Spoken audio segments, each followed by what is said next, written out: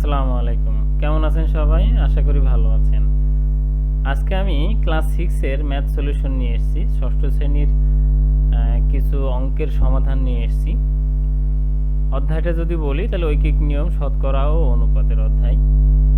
অনেক রিকোয়েস্টের ফলে এই যে এটা আমি আজকে নিয়ে এসেছি। তবে ক্লাস 6 এর ধারাবাহিকভাবে যে অঙ্কের সলিউশনগুলো আছে প্রতিটা পেজ ভিত্তিক সেটা দেওয়ার চেষ্টা করব এখন থেকে। তো চলুন আজকে যেটা নিয়ে এসেছি 133 পেজের যে সলিউশন আছে, যে প্রশ্নগুলো আছে তার সমাধান নিয়ে এসে দেখে চেষ্টা করি। চলুন। 1 নম্বরে আছে 133 পেজে দেখবেন আছে যে এবার অনুপাতের ধারণা অনুসারে নিচের সমস্যাগুলোর সমাধান করো। 1 নম্বর প্রশ্ন আছে নিচের সংখ্যাদ্বয়ের প্রথম রাশি ও দ্বিতীয় রাশির অনুপাত নির্ণয় করো। চলুন তাহলে দেখি এটা। ক নাম্বার 25 ও 335। সমাধান: প্রথম রাশি 25 এবং দ্বিতীয় রাশি হচ্ছে 335। তাহলে নির্ণয় অনুপাত। অনুপাতটা হচ্ছে কি মূলত যে দুইটা ইস্টু দ্বারা বা দুইটা ক্লোন, একটা ক্লোন দ্বারা দুইটাকে আলাদা আলাদা করে দেওয়াটাই মূলত অনুপাতকে বোঝানো হয়। তো প্রথম রাশি হচ্ছে 25 আর দ্বিতীয় রাশিটা হলো 335। উভয় রাশিকে যদি আমরা 5 দ্বারা ভাগ করি তাহলে প্রথম রাশিটা হবে 5, 25কে 5 দ্বারা ভাগ করলে 5 হয়, আর 335কে 67 দ্বারা 67 পাওয়া যায় যদি 5 দিয়ে ভাগ করা হয়। তাহলে আমি পাশে লিখে দিয়েছি যে উভয় রাশিকে 5 দ্বারা ভাগ করে পাই। তাহলে এটাই হচ্ছে উত্তর। ওরা যেহেতু শুধু অনুপাত নির্ণয় করতে বলেছে সেই জন্য আমরা সরাসরি অনুপাত নির্ণয় করে উত্তর দেখাই দিলাম। খ নাম্বার হলো 7/7×1=3/9×2=5। এখানে বাই বলতে ভাগ দ্বারাকে বোঝায়। এই কম্পিউটারের ভাষায় ফরওয়ার্ড স্ল্যাশকে মূলত ভাগ দেখানো হয়। আশা করি বুঝে নেবেন জিনিসটা। সমাধান যদি দেখি, প্রথম রাশি হচ্ছে 7×1=3 বা 22/3, আর দ্বিতীয় রাশি হচ্ছে 9×2=5 বা 47/5। তাহলে নিম্ন অনুপাতটা কি হবে?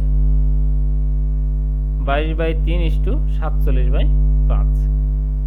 এখানে যদি আমরা এটাকে, যেহেতু 47 হচ্ছে একটা মৌলিক সংখ্যা, সেই জন্য এটাকে ভাগ দিলে কখনো পূর্ণ সংখ্যা আসবে না, এটা ভগ্নাংশ আকারে চলে আসবে। তো সেই জন্য দুইটা রাশিকে আড়াআড়ি গুণ করে যে মানটা বা যে ফলাফলটা পাওয়া যাবে সেটাই মূলত এখানে উত্তর হবে। তো যেমন 22কে যদি আমরা 5 দিয়ে গুণ করি তাহলে 110 হয়, আর 47কে যদি আমরা 3 দিয়ে গুণ করি তাহলে 141 হয়। আমি পাশে লিখে দিয়েছি উভয় রাশিকে আড়াআড়ি গুণ করে। আপনারা যখন পরীক্ষার হলে বা খাতায় লিখবেন বা কোথাও দেখাবেন স্যারদেরকে, তখন কিন্তু এভাবে পাশে উল্লেখ করে দিবেন যে আড়াআড়ি গুণ করে পায়, তা না হলে কিন্তু এটা বুঝতে পারবে না স্যারকে। ঘ নাম্বার হলো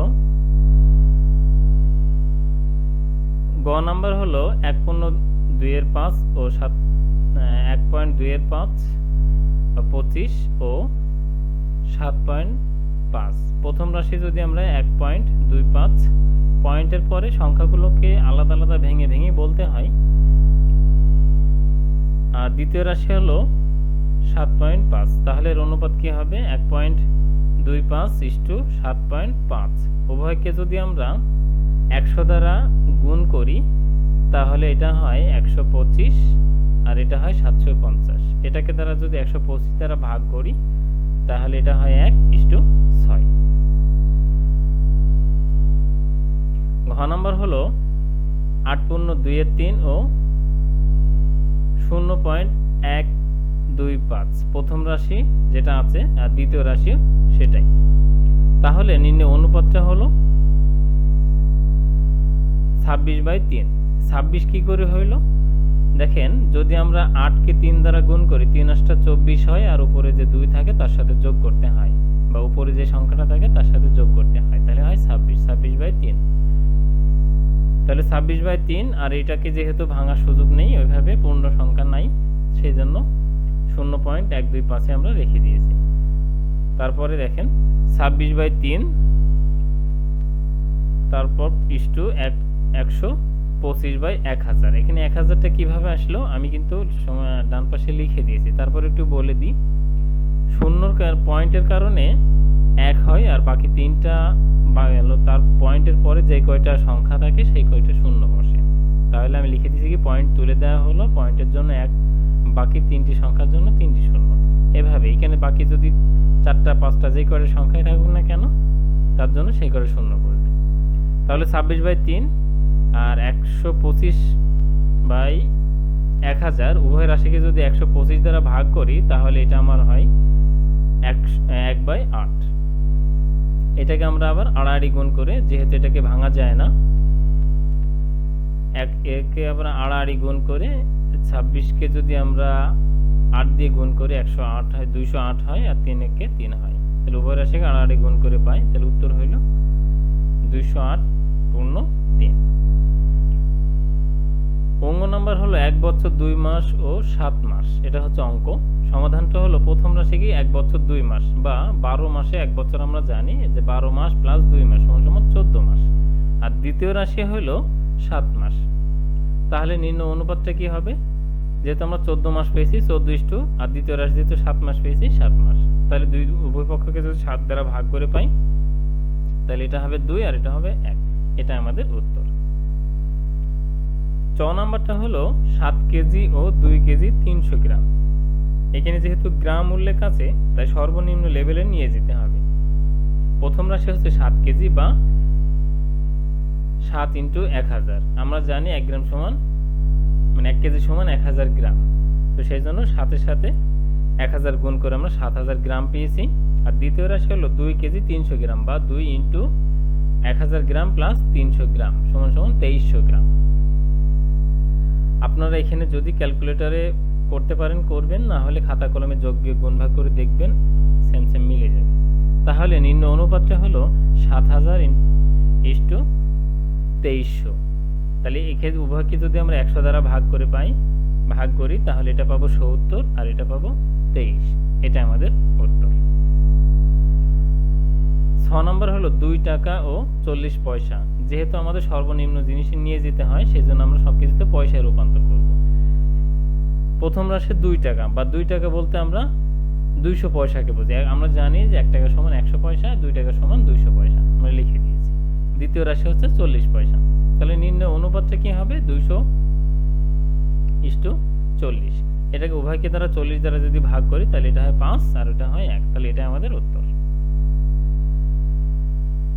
এবার 2 নাম্বার দেখবেন, একটা প্রশ্ন আছে, তুমি ক্লাসের কতগুলো বই ও কতগুলো খাতা নিয়ে এসেছো তা গণনা করে নিচের কাজগুলো করো।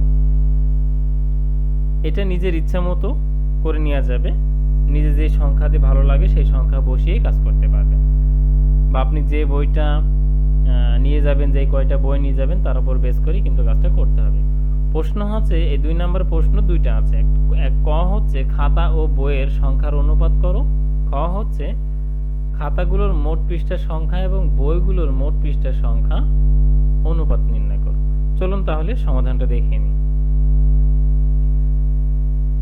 2 নাম্বার ক নাম্বার হলো খাতা ও বইয়ের সংখ্যার অনুপাত করো। মনে করি যে আমি ক্লাসে 7টি বই ও 5টি খাতা নিয়ে গেছি। আপনার ইচ্ছা, আপনি যেই কয়টা লিখতে পারেন। আপনি চাইলে 10টা বই 5টি খাতা নিয়ে যেতে পারেন, বা 7টি বই 10টি খাতা নিয়ে যেতে পারেন। ইচ্ছা আপনার, যে কোনো দিয়ে কাজ করলে আপনার হয়ে যাবে। তাহলে খাতা ও বইয়ের অনুপাতটা হলো 7/5 বা 7:5।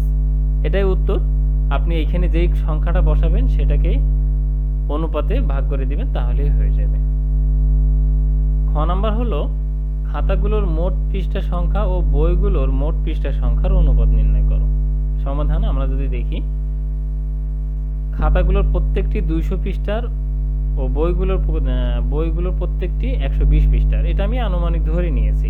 এটা আপনি 200, 300, 500, 100, 200 ইচ্ছা মতো করে আপনি আপনার যে বইয়ের যে পৃষ্ঠা আছে সেই অনুযায়ী, বা যে পৃষ্ঠার যে খাতা বা বই যেগুলো আছে সেই অনুযায়ী আপনি আপনার মতো করে গণে নিতে পারেন। অতএব 7টি বইয়ের মোট মূল্য হবে 120 × 7 এবং 5টি খাতার মোট মূল্য হবে 200 × 5। তাহলে 120 × 7 করলে হয় 840 এবং 5টি খাতার মোট মূল্য সংখ্যা 200 × 5, এটা হয় 1000। অতএব মোট খাতাগুলোর মোট পৃষ্ঠা সংখ্যা ও বইগুলোর মোট পৃষ্ঠা সংখ্যার অনুপাত হলো 1000/840। 140। এটাকে যদি আমরা ভাগ করি, লব ও হরকে 40 দ্বারা যদি ভাগ করি তাহলে 25/21 হয়। অতএব এটাই হচ্ছে আমাদের উত্তর, 25:21। তো অসংখ্য ধন্যবাদ আপনাদের ভিডিওটি দেখার জন্য। আর যদি কোনো সলিউশন বা কোনো কিছু জানার